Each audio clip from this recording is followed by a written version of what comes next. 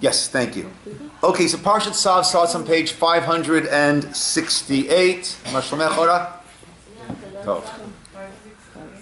Okay, so 568, and as we enter into Vayikra, as we've been discussing, right? So Vayikra is predominantly discussing the karbanot, the sacrifices, right? So on Shabbat, last week we also went into a little bit on this. On Shabbat, I discussed a different angle of it, but it's a little hard for us, more than a little. It's hard for us to relate to these sacrifices. We don't feel the kedusha. We don't feel uplifted when we hear and read about animal sacrifices.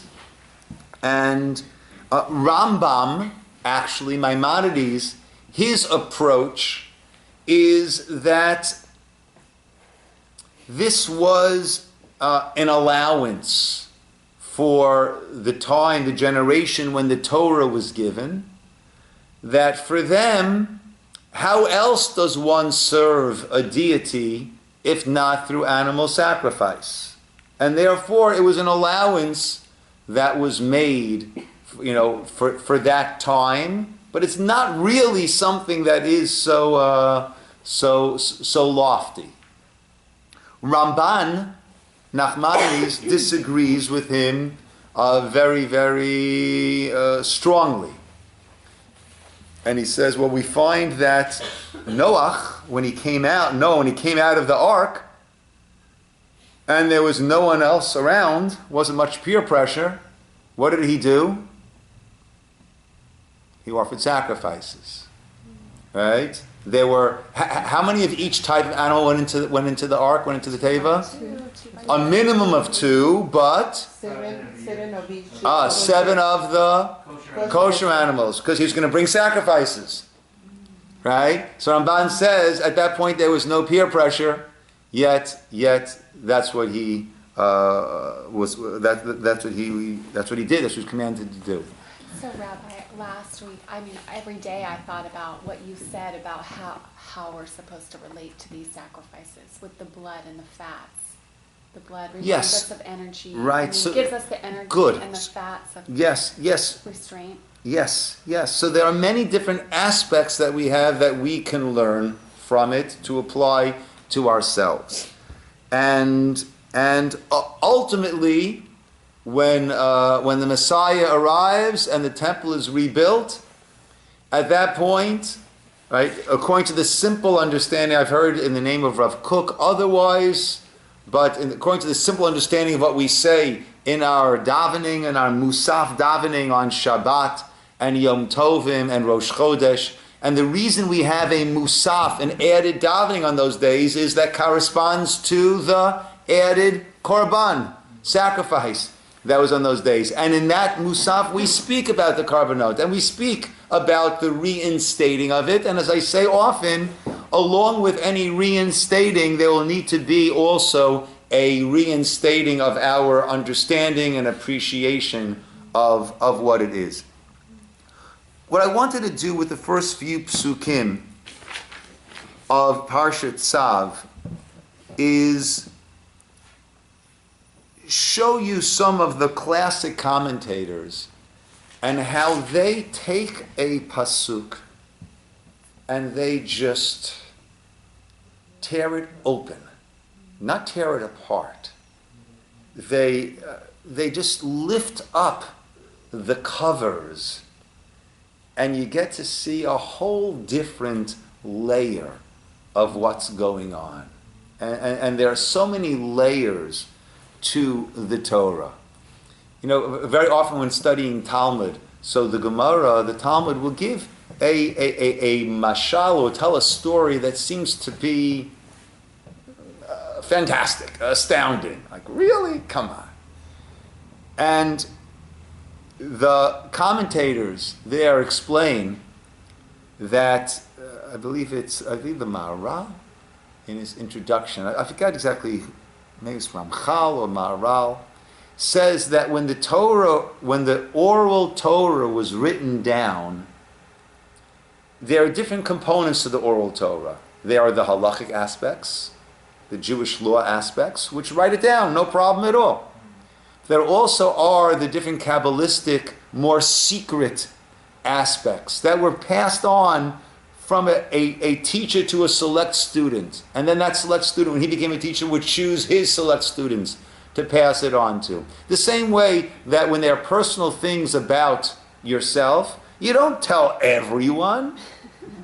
Right? Well, nowadays you do. You try to get a lot of internet followers or whatever it is. But for the most part, you don't tell everyone. You are selective. You are judicious in terms of with whom you share personal information. So too when it comes to these aspects of the creation of God, of these Kabbalistic aspects, they were passed on very, very selectively. So once it's being written down, then how does one pass it on selectively when it's being written down? Well, you write it in a coded, C-O-D-E-D, way. And that way, those who are meant to understand it do. Those who don't. So people read the Talmud, this is ridiculous. Well, actually, it's not ridiculous. I read like a scavenger hunt. If you don't get the hint, you say, this is stupid. No, it's not stupid. You're just not getting it. Right? And that's what we have, right, in the Talmud, when we have these crazy parable stories. And the Torah exists on many different levels. It's called Pardes, right, which stands for Pshat, Remez, Drush, Sod. There's the simple understanding, there's the remez, that's what it alludes to, there's the drash, that what can be extracted, there's the sod, there are the different secrets that are running behind it. We also say shivim panim l'Torah. There are 70 different facets to the Torah. So today, at least in the beginning, I want to share with you a couple of opening ups. Good morning, Linda. Of what's contained in this Torah of ours. So let's begin on page 568. Let's just take those first two psukim. Right? Be'ivrit, ora b'chavod. וידבר השם אל משה לאמור, צב את אהרון ואת בניו לאמור, זאת תורת העולה, היא העולה על מוקדה, על המזבח, כל הלילה עד הבוקר, ואש המזבח תוקד בו. Okay, let's have that in English, verses 1 and 2. Hashem spoke to Moses, saying, "Command Aaron and his sons, saying, this is the law of the elevation offering.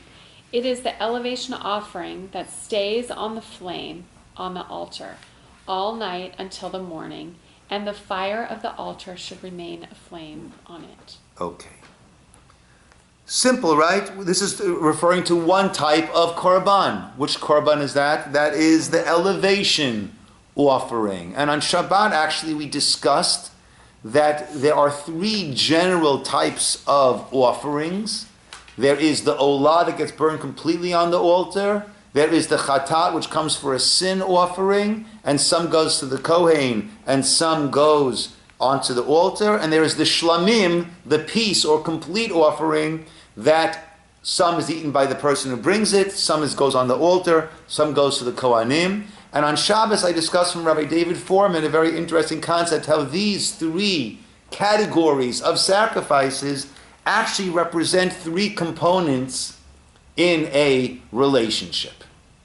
Relationship that we have with one another, and a relationship that we have with between us and God. The first level is a chatat. The chatat is a transgression. You have overstepped, meaning that, let's just do it very briefly, I spent more time on Shabbos, right? What was the first sin? The Garden of Eden, right? And eating from the Eitz Hadat Tov V'Ra. So there was a boundary. We crossed that boundary. A sin is crossing a boundary. We have to respect boundaries.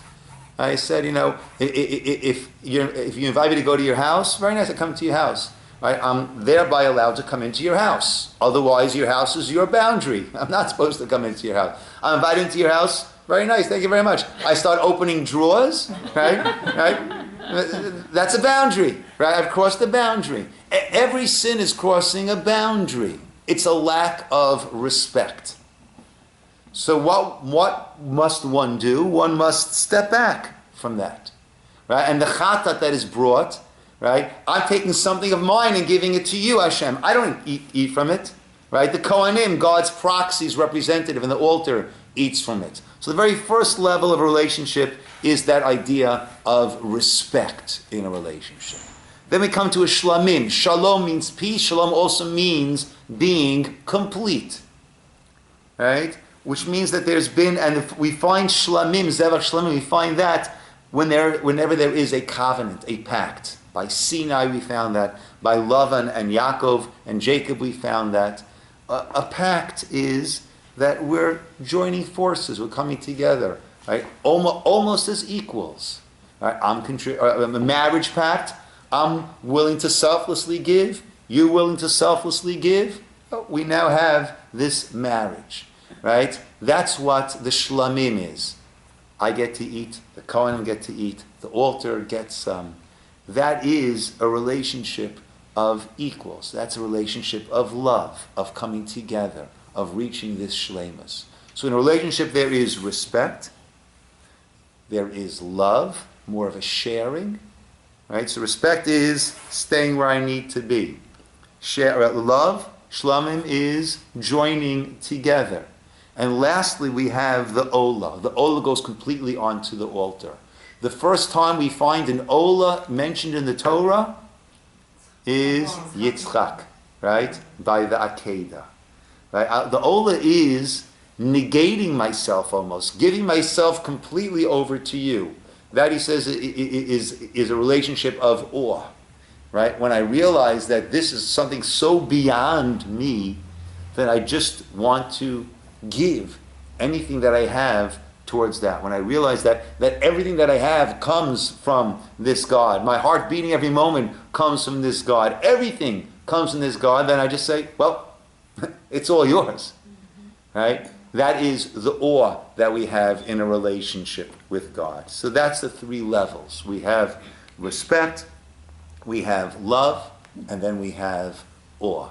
And that's the three levels of these karbanot categories that they represent. But the pasuk itself, command Aaron and his sons, saying, these are the instructions for the olah, the elevation offering. Hi ha'olah, this is the elevation offering, al mukta al mizbeach, that goes onto the flame, onto the altar, kol halayla, the entire night, ad haboker, until the morning. So, hi ha'olah, these are the instructions of the olah. This is the olah. Those words are extra. So the commentators go off in all different directions, halachic explanations, and then along comes the Or HaChayim HaKadosh. And he writes as follows. Uvederech remez. There's a remez here, right? Pshat, remez, drush, so. That's one of the four ways. All of this parsha is talking about Hagalut HaAcharon Sha'anu Ba. It's talking about this last exile that we are now sitting in the midst of. L'nachamenu me'itzvah nafshenu, to comfort us from the pain of our souls. Ki kol ish Yisroel me'anahi nachein asher birot orech hagalut. We all see the length of this exile. Right? Near l'mi domeh, to what can we compare it to? Mitzrayim was supposed to be 400, 210 years. The Babylonian exile was 70 years. L'shneim yachad, the two of them together, 470. And here we are, hein hayom, we're in the thousands. V'lo galot levad, it's not just the duration of the exile. Ela inui meha'umot. Well, the suffering that we've been subjected to by the nations. He called goy mamlecha b'bnei Yisroel ya'avodu. Right? Each one, right, they have afflicted us. Ubat sofeh. Umabit at sof kol hadarot. So along comes the prophet and sees, looks out, koreh hadorot merosh, generations ahead. And he let it be known to Moshe. God told Moshe, Lizarez Yisrael, to give this strengthening to Israel. What does he say? Zot Torat Ha'olah. This will be the instructions for the ascent. The ascent. Right? The final ascent from the exile. That will be Al Mokdah Al Hamizbeach. That will come about as a result of two things. Hayachad, she'anu b'nei Torah masha'ein l'chol ha'umot. Al mokdah, the eish, the fire, the flame of the Torah. That is with us. We discussed during our lunch and learn last week. Why was, we left Egypt and we stood by Mount Sinai, why was all of that before we ever entered Israel? Why wasn't the Torah given to us in Israel where major chunks of the Torah can only be fulfilled? Major chunks of the Torah can only be fulfilled in Israel. So why were we given the Torah before we got to Israel, when so much of the Torah is laws that only apply in Israel, and even those laws that apply outside of Israel, when they're done in Israel, they're on a much higher, elevated level? What do you mean? Get ready, because this is what you're going to be expected to do. Okay. Right? This is a preparation for that.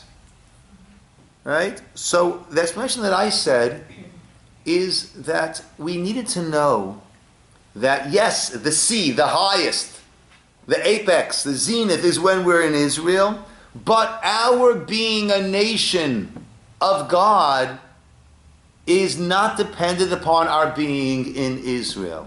We say in Aleinu, Shelo asanu kigoye ha'aratzot. He did not make us like the nations of the land. We're not putting down the nations. We're describing how we are different. The nations are the nations of the land. Their land is what gives them their identity, their nationhood. We're not goyeh ha'aratzot. We're not dependent upon a land. We are dependent upon God, on our connection with God.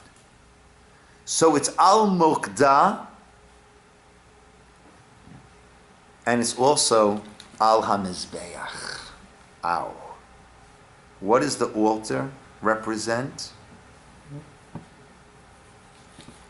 The altar, it represents all of the pain and the suffering that we as a nation has gone through. Ki ha'yisur mityaches lahem shem mizbeach liyotam kapara. So we should know the be'emtzaut bet dvarim tiyeh aliyatenu miyu'edet. Because of these two, right? Because of these two vehicles, means, will bring about the final ascent that's going to happen. Kol halayla ad haboker. The entire night until the morning. What is Laila? What does the night represent? Darkness, confusion. That is the present state. Ad ha-boker. Until when? Until the boker. Until the morning. So this pasuk is letting us know on the remez level about this long, difficult. I mean, for us, we're sitting here in our beautiful Irvine synagogue in beautiful Irvine, California, right? So we've been very, very spoiled. We've been very, very, very spoiled to have been born at the time that we were born, into the world that we were born, which has not been the standard, has not been indicative of the Jewish story. At the conversion yesterday, so the Beit Din asks the people who are about to convert, right? You want to become Jewish? Yeah. Yes. Well, you know what the Jews have gone through? Right? Do you realize right? You're now becoming a target. Right? You're now becoming. You are now. You've got a bullseye now on your head. That's what happens when you become Jewish. Right? There was a low level, I don't know, official in Washington, not a federal but more of a city, right? So he's tweeting out on his thing to all of his followers about the bad weather in Washington. Now you know why there's bad weather. You don't know what's bad weather? You didn't know this? It's because of the Rothschilds and the Rockefellers, right? Who caused there to be bad weather in order that they could make money off of the emergency steps that need to be taken. Right? This is literally what people believe. I mean, it's the Jews. If there's bad weather, it's me. It's you. Wow, he's so powerful. Yeah. They tell the story. It's kind of a bitter story of in the 1930s, two Jews are riding on a bus and a train there in Germany. One of them is reading the Jewish paper. The other one is reading Der Stürmer, right? The Nazi paper. So one of them turns out and says, "Why are you reading the crazy Nazi stuff?" And he said, "Are you kidding? I read the Jewish paper. It gets depressing, right? This synagogue needs this, and the Jews here are having these problems, right? I read the Nazi paper. We control the banks. We control the money. We control the press. We control we control the weather, right? We control everything, right? It's a lot less depressing. I mean, but that's the world that we live in, right? And we become a target, and it's the world that we are in. Growing up, I had some incidents we used to play basketball in the yeshiva that I was in high school. We used to play basketball in one of the schoolyards, a public school schoolyard. And every 2-3 times a year, right, if we would beat them in basketball, they wouldn't like that, and it would turn into a brawl. Right? Came Halloween. Right, we would get pelted with eggs. I mean, it wasn't always pretty. Right? The neighborhood where the school was like a real Archie Bunker sort of neighborhood in terms of the mentality. A lot of the people there, But for the most part, right, our life has been very, very atypical of the Jewish experience. But kol halayla ad haboker, right? But the pasuk is coming to comfort us in the length of this galut and let us know that all of this will go kol halayla ad haboker, right? Until the morning. I'll just bring one other again approach that just opens up a whole different way of looking at this. And the Kli Yakar, another one of the commentaries. So in Ola, this ascent offering is considered to be a gift, but nevertheless the Gemara does say, the sages say, that it's tied to a person's thoughts that were incorrect, bad thoughts that one had. Now, one has bad thoughts, it doesn't obligate one to bring a sacrifice, right? But one can bring this sacrifice. So he asks, 1 second, Korban zeh eino doron klal. If it's coming for errant thoughts, then it's not really a proper gift. Ela tashlum hachet. Right? It is payment. Right? Does one honor the king by paying one's obligation? See, he explains. So the pasuk says, right? Zo Torah ha'olah, hi ha'olah, right? This is this gift. Al mizbeach kol halayla ad haboker. And he says, yes, kol halayla, the whole night. Ba'olam hazeh, in this world, ba'od hayot adam misubach b'cheshchat chomro, when we are all wrapped up with all of the physicality, all that goes on around us in this world. As ein adam ein tzadik ba'aretz, asher yaseh tov v'lo yecheta. Right? There is no one who's perfect. There's no one who doesn't veer off and make mistakes. The dafka kol zman heyoto be'eretz mechubar b'chelek ha'artzia chamri shebo. That's only when we are still enmeshed in this whole physicality. Amnam k'shiyale boker ha'geula, but when the morning of the redemption will rise, az yusar leiv ha'even mikerev Yisroel, then this heart of stone will be taken away from us. And then it will only be, right, shlomim, right, that will be the only offering that will be brought. V'zeh perush yakar, he says. So once again, hi ha'olah, yes, this is the olah when? Kol halayla, during the time of darkness, of night, during this world when we are all enmeshed in all that goes on, but that only will last ad haboker, right, until the morning, right? The morning represents clarity, illumination, clarity, when everything then makes perfect sense to us. I wanted to look back at a moment to the very first page, before Bereshit, believe it or not. Page 1. It's not listed as page 1. The first number we have is page 2. So go to page 1.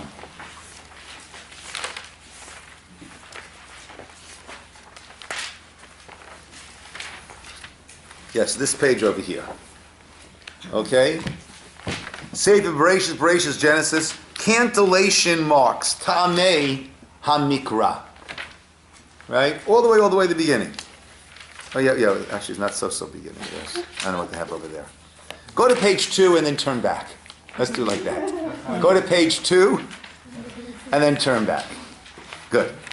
All right, here's page 2 and turn back to page 1. We have Ta'amei HaMikra over here. Right? These are the different notes.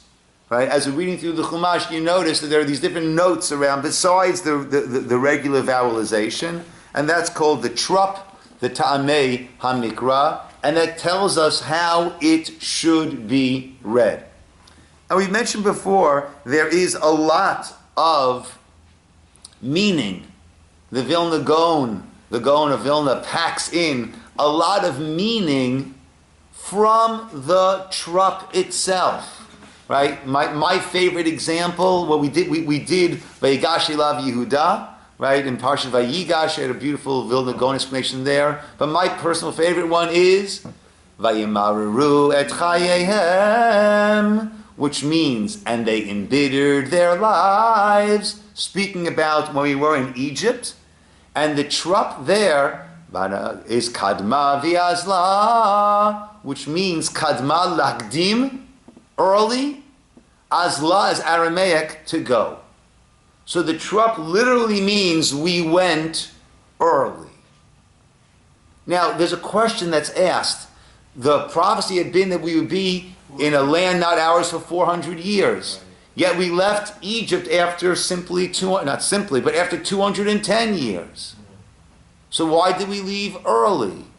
So one of the explanations that's given is because they packed 400 years of slavery into those 210 years. Meaning, Vayimararu et chayehem, because they embittered our lives to such a degree Therefore, we ended up leaving early. So the Gaon of Vilna says, on the words Vayimaru et Chayehem, the cantillation is Vayimaru et Chayehem, which is Kadma v'Azla. So why were we Makdim v'Azil? Why did we leave early? Because Vayimaru et Chayehem, because they embittered our lives. So the trup tells us what is going on. It reveals another layer, another aspect to us. Now, if you look by the cantillation marks, the fifth line, the last line, the first word is shalshelet, right? That little, I don't know what you call it, zigzag going up. That's called a shalshelet, right? And it's very, very rare to find that in the Torah. Actually, there are 4 places where we have a shalshelet in the entire Torah. One of them is in our Parsha. Let's look at these 3 places. First of all, what? Shalshelet. What sense do you get from that? Repetition, okay? Journey. So let's look. Let me find the first one for us. On page, and then we'll come to our Parsha, which has it. It's on page 86. 86, 87. What's happening here is the 3 passers-by come to Avraham, and then they go on their way to Sodom. Why are they going to Sodom? In order to rescue Lot and to destroy Sodom. Now, Lot has been appointed one of the leaders, one of the judges, one of the officers of Sodom. And they come to him and they say, we got to go. Right? And the men, verse 12, 87, the men said to Lot, whom else do you have here? A son-in-law, your sons, your daughters, all that you have in the city, remove from the place. We are about to destroy this place. The outcome has become great for Hashem. Hashem has sent us to destroy it. Lot went out and spoke to his sons-in-law and the betrothed of his daughters. And he said, get up and leave this place. Hashem is about to destroy this city. He was like a jester in the eyes of his sons-in-law.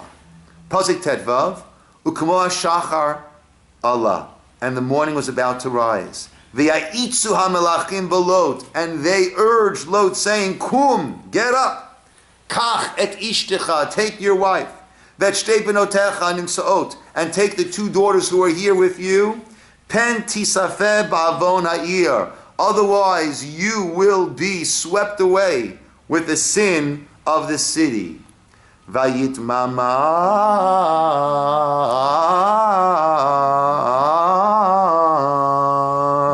And he lingered. Vayachziko anashim biado. And then the men took him by the hand. V'yad ishto, v'yad tevenosav. And they took him, and they placed him michutz la'ir. So what does the shalshelet over here represent?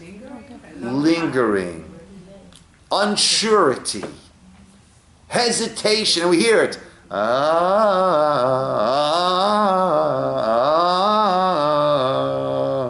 Right? It's kind of like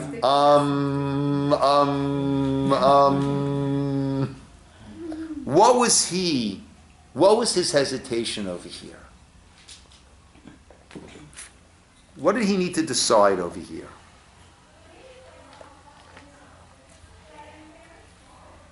Right? It seems to me his identity. Who am I? Am I part of the family of Avraham? Am I a Hebrew? Or have I fully assimilated into this Sodom society? right? Who am I?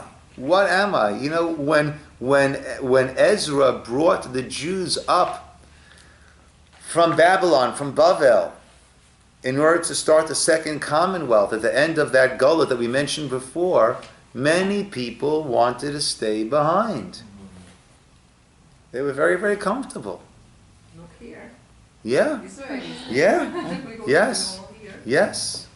Yes. Right? We can certainly relate to that. Right? Lot needed to decide his identity. Who am I?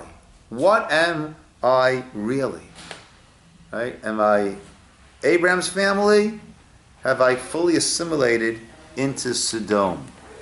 Let's look at the second time in the Torah when we have a shalshelet, and that is on page 110. Right? And that is, the first one was Bereshit Yutet Tet Zayin. This is Bereshit Chaf Dalid Yud Bet. What's happening over here?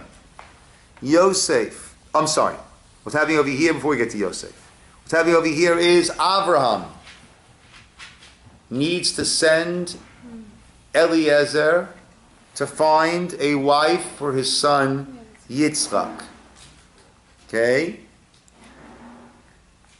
Abraham doesn't have any children at this point. Before Yitzchak was born, right, Abraham was concerned, will this Eliezer be my heir? Will he be the one who inherits me?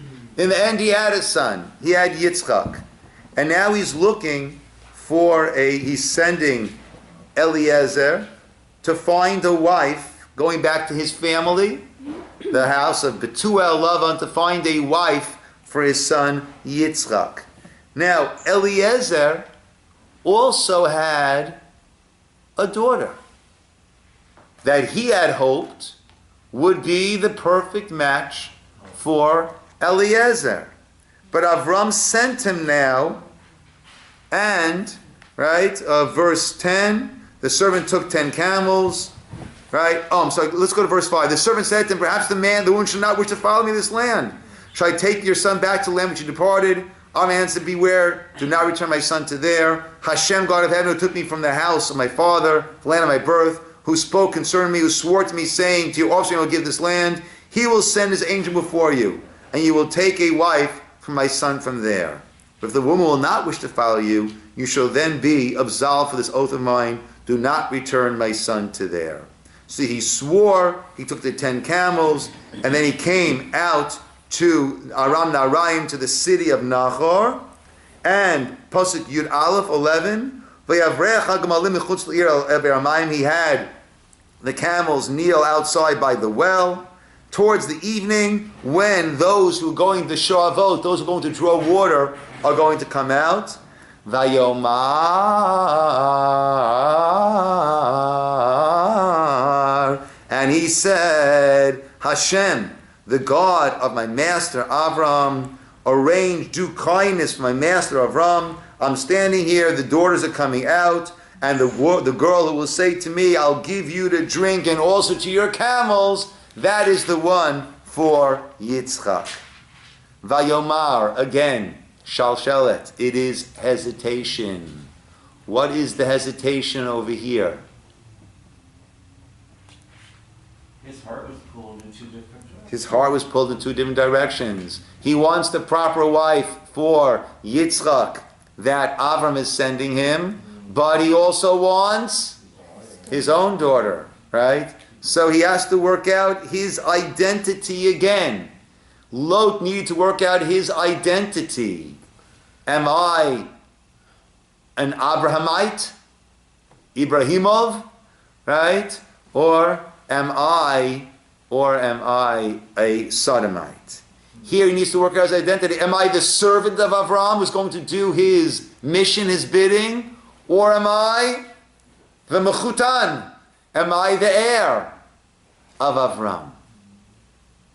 He needed to decide who he was and what he was going to do. Let's go to the third instance. And the first of the four, The first three are here in Bereshit, and this is part of the Yosef story, Perek Lamed Tet, Pasuk Chet, page 214. Yosef was sold by his brothers down to Mitzrayim. There he's brought into the house of Potiphar, and he rises to prominence in the house. Everything is run according to him. He is the man in charge over there. And nothing is held back from him. Kim halechem asher hu ochel, which we use as a nice way of saying. But of course, Potiphar's wife was off limits. Well, Potiphar's wife had a very different view. So what happened?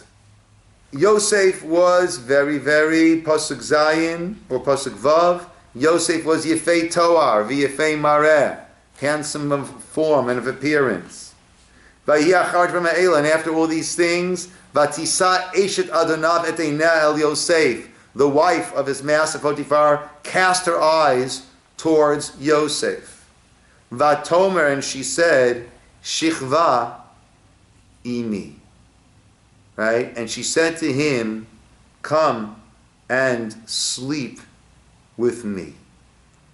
Right? Now, actually the stage is set better. Just 1 second.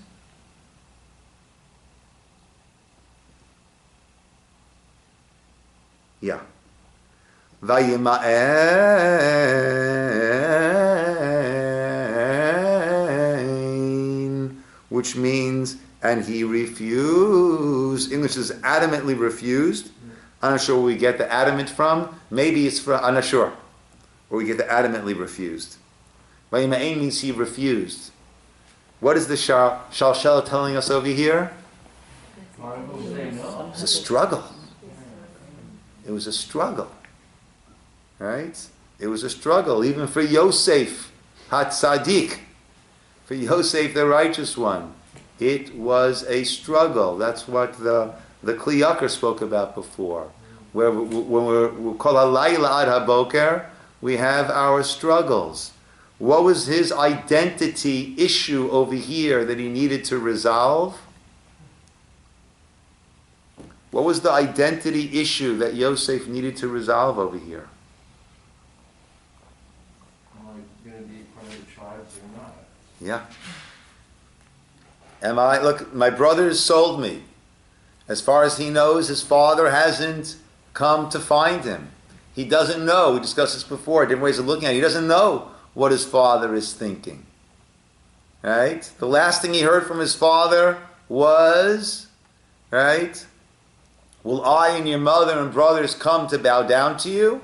And then his father sends him off to Sodom, of all places, to see how his brothers are doing, knowing how his brothers feel about him. Then he's sold, and there's no search party. The brothers clearly hate him. His father, he doesn't know. We know that his father was never comforted, and his father was shown a bloody coat. Recognizes, is this the ketonet of your son or not? We know that. And we know that's why his father didn't send a search party. And we know his father is still mourning for him. He doesn't know that. And now here he is in Egypt. And he's being treated royally. And it's going to get even more royal. Pretty soon he'll be in the palace of Paro. So he needs to decide. Right? He's going to end up marrying Asnat, right? Who was the daughter of Potiphar. And he's going to name his children Menashe and Ephraim. Menashe Nashani Elokim et Amaliv et Beit Avi. Along those lines, exactly. Hashem's allowed me to forget all of my difficulties in the house of my father. That's what he names his son. So here he is over here. He has to decide. Am I part of that Jacob's family? Or am I just Jojo of Egypt? Is that who I am? Am I Yosef or am I Jojo? Here I am in Egypt, I'm doing well, I'm succeeding, and a very beautiful woman is presenting herself to me. Who am I? Do I recognize who I am, who I need to be? Lot struggled. Who am I? Who do I need to be? Eliezer struggled. Who am I? Who am I meant to be? Am I the son? Am I the heir? Yosef struggles. Who am I? What am I meant to be? Let's go to our Parsha for the fourth of the 4 times that we find this in the Torah. And that, when we're back to Vayikra, of course, Perek Chet, Pasuk Chaf Gimel, which we have over here on page 584. We'll go back to 583 to see what is going on. Let's go back to 583, Pasuk Yud, Chaf Bet Yud. Moshe took the oil of anointment and anointed the tabernacle and everything that was in it.